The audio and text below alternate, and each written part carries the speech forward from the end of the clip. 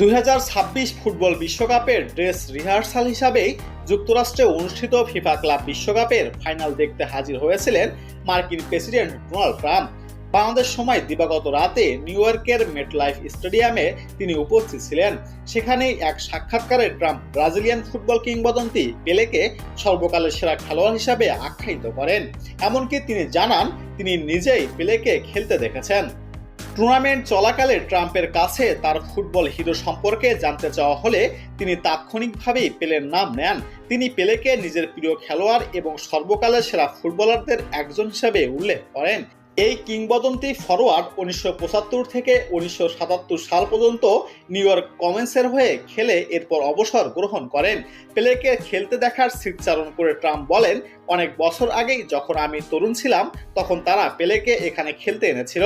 দলটি ছিল কমসম, এই জায়গাটাকে কানায় কানায় পূর্ণ ছিল। এটি ছিল এই স্টেডিয়ামের মেটলাইফ স্টেডিয়ামের আগের সংস্কার, আর খেলেছিলেন পেলে। আমি নিজেকে বৃদ্ধ হিসেবে